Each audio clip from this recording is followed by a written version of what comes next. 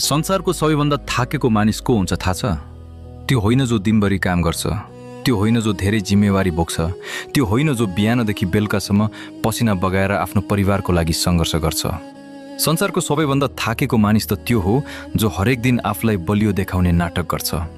ऊ बाहिरबाट हेर्दा निकै आत्मविश्वासी देखिन्छ, ऊ हाँस्छ, ऊ मजाक गर्छ, ऊ सबैलाई हौसला दिन्छ।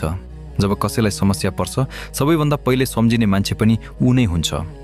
सबैले भन्छन् त धेरै बलियो छस्, तँलाई त केहीले पनि हलाउन सक्दैन। ऊ सबैको कुरा ध्यान दिएर सुन्छ, ऊ सबैलाई सान्त्वना दिन्छ, ऊ सबैलाई अगाडि बढ्न प्रेरणा दिन्छ। तर कसैले कहिले सोध्दैन तिमी कस्तो छौ। दिनभरि ऊ अरूको लागि बलियो बन्छ, अरूको समस्या सुन्छ, अरूको आँसु पुज्छ।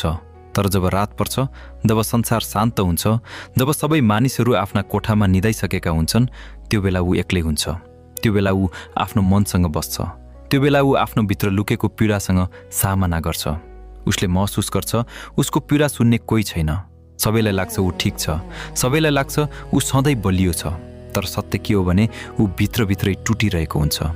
ऊ कहिलेकाहीँ थाक्छ, ऊ कहिलेकाहीँ रुन चाहन्छ, ऊ कहिलेकाहीँ कसैले उसको कुरा पनि सुनिदियोस् भन्ने चाहन्छ। तर ऊ फेरि आफैलाई सम्झाउँछ म कमजोर देखिनु हुँदैन।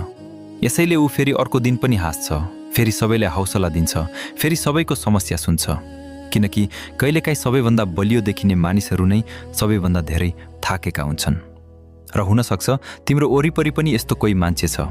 त्यो तिम्रो साथी हुनसक्छ, तिम्रो दाजु हुनसक्छ, तिम्रो बाबु हुनसक्छ, वा सायद त्यो मान्छे तिमी आफै पनि हुन सक्छौ।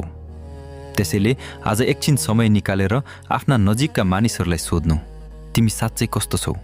किनकि कहिलेकाहीँ एक साधारण प्रश्नले पनि कसैको भारी मन हलुका बनाउन सक्छ। यदि तिमीले पनि कहिलेकाहीँ यस्तो महसुस गरेका छौ भने यो भिडियो लाइक गर र कमेन्टमा बलियो लेख। र यस्तो भावनात्मक कथाहरू सुन्न मनपर्छ भने अझ धेरै भिडियोका लागि मलाई फलो गर्नु।